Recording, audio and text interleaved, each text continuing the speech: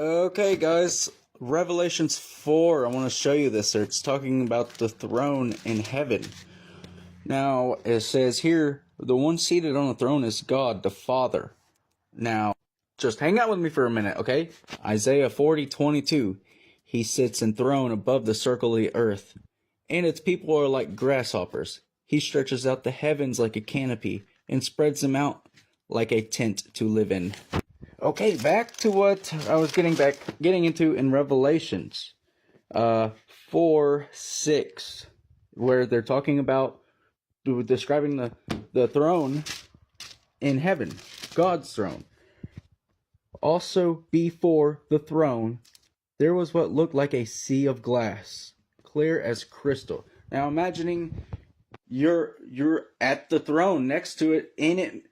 And you look down, maybe it doesn't say where, it just says before the throne. It could be right above the firmament. Okay, let's get on the next one here. Revelation 7. After this, I saw 4 angels standing at the 4 corners of the earth, holding back the 4 winds of the earth to prevent any wind from blowing on the land, or on the sea, or on any tree. Okay, now how can there be 4 corners on a ball? Okay, if you think about God on his throne looking down at the circle of the earth, there's our circle. Okay, beyond the ice walls, it could be, I don't know what, but there's angels on its 4 corners of the earth.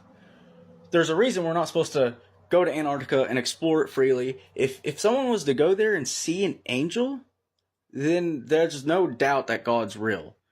So obviously, they would hide that from humanity. They're here to deceive us and control us, and they're doing a pretty good job of it. I'm not gonna lie. A lot of people are not awake. Can you see it curving? No, not really. Still looks pretty flat from over here. What do you mean you don't? Keep looking then. It's still flat. It has to curve somewhere. Man, I was in business class, up front, on the plane.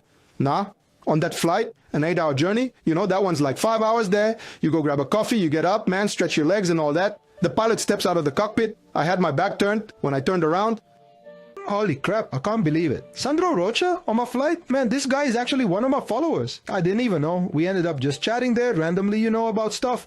Then it just occurred to him to ask me something.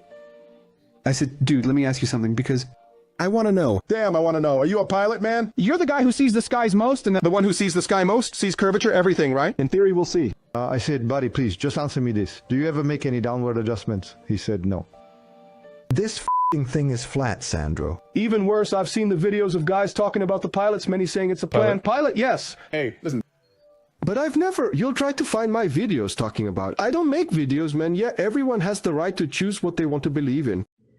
You know what bothers me the most about talking to people about flat earth is just the fact that they say, what difference does it make? Or it doesn't make any difference to me. I'm not concerned about you. I'm concerned about our kids' future and our futures. We were born to be creators, and if our kids are being lied to and indoctrinated with nothing but lies and not even know what the true reality is or what their purpose is or what their abilities are to be creators, to manifest things in this lifetime, then it's just plain ignorance that you got. It's all been about the kids. It's always been about the kids for me. It's why I do what I do. It's got nothing to do with the general people that have the ability to understand these things and choose not to. That's just plain ignorance. It's about the kids. Let's keep it that way. Wake up. The earth is flat. Oh, you're gonna like this one. What you're looking at behind me is Elon Musk's Falcon 9 space launch. Now, sometimes the truth is just right in front of our face. You just gotta have the eyes to see. Check out the rocket launching into space. Or could it be the firmament that it's hitting off of?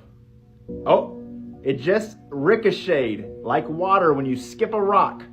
Off of the firmament is what I believe. Watch it as it reconnects with the water right there. Boom. Now, doesn't that look like something that we've seen before? Like a boat riding over water? Water coming off the end of the rocket? Sometimes the proof is right in front of our eyes. Sometimes you just can't believe what we're told. You just gotta look further into it. And I choose to look further into what the Bible says. the firmament. Come on, I know you see it. Did this rocket just prove that space isn't real?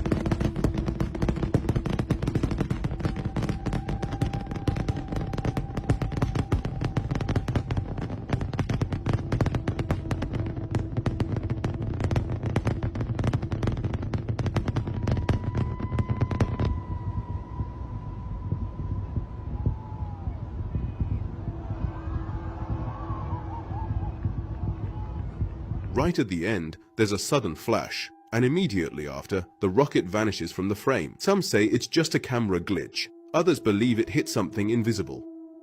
So what do you think this really was? A technical error or proof of something we are not meant to see? Did NASA lie to us about the moon landing?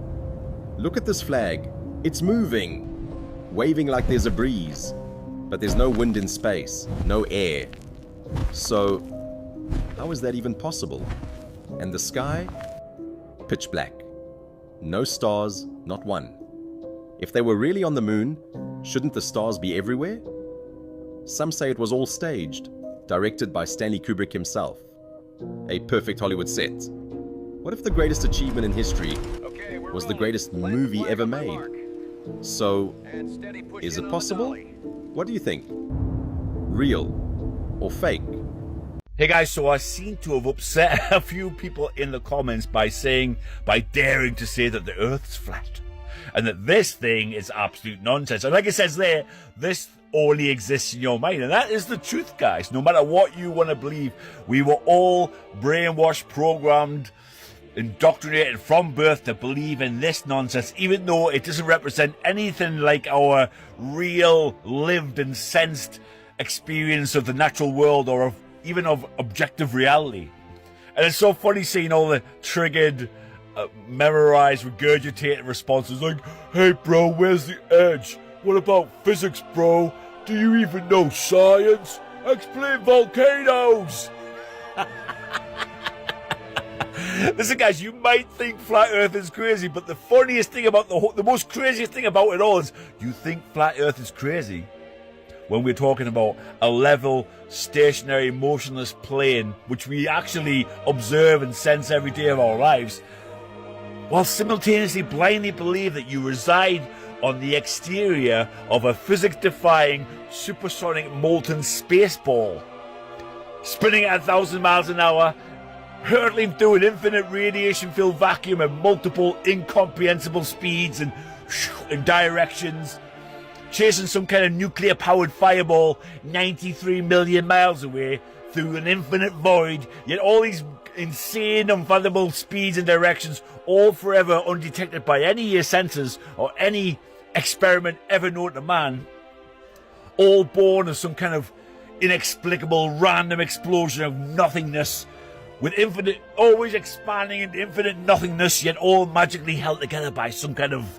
magical Freemasonic pseudoscience theory tale force that's never even been proven anywhere in the natural world or objective reality.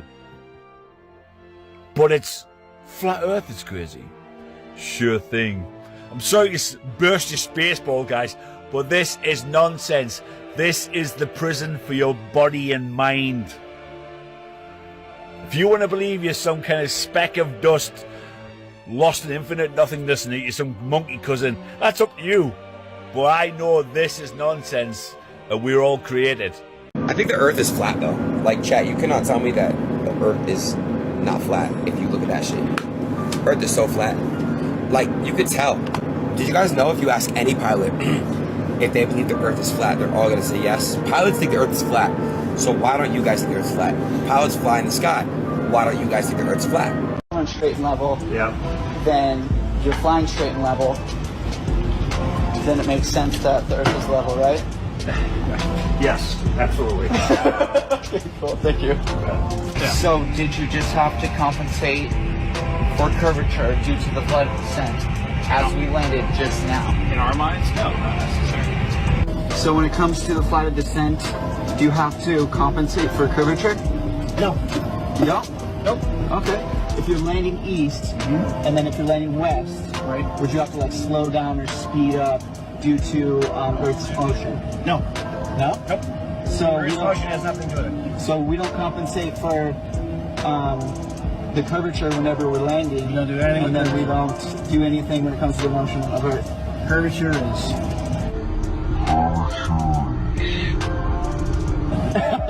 So Earth has to be a level stationary plane, right? Fairly.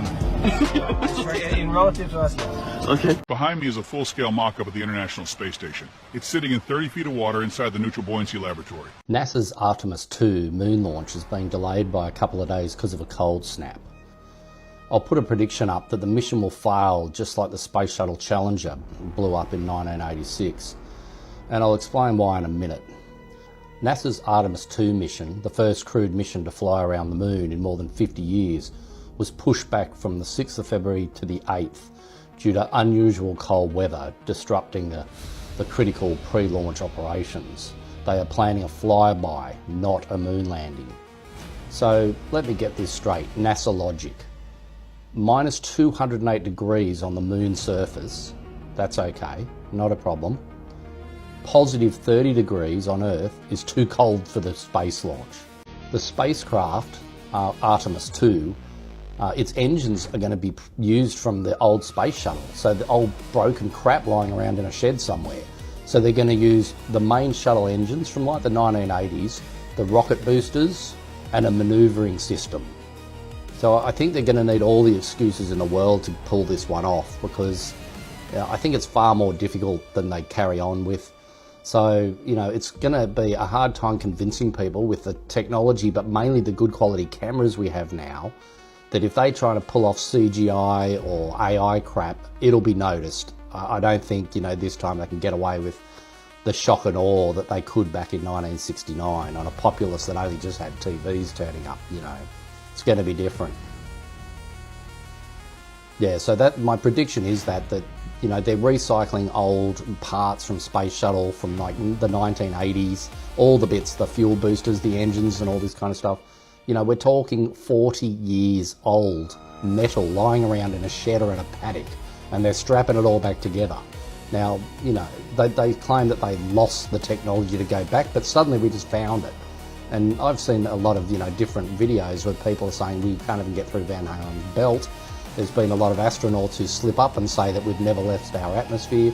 All these kind of controversial things in the background, you know, don't make me feel with a lot of confidence. So I think my main prediction is that it might get off the launch pad, but at a very specific height, which would be, you know, 6 miles, 600 feet, or, you know, some 3s or 6s will probably be thrown in there for good measure.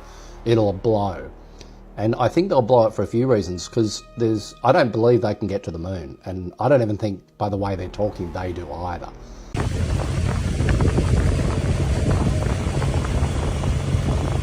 This could be close enough. I don't think we're climbing up there.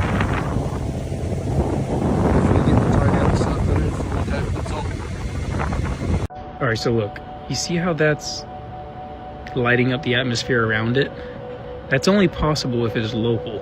So if I hold a flashlight right here, like, say it's in my hand, and there's smoke in front of me, not way over at that dock, right?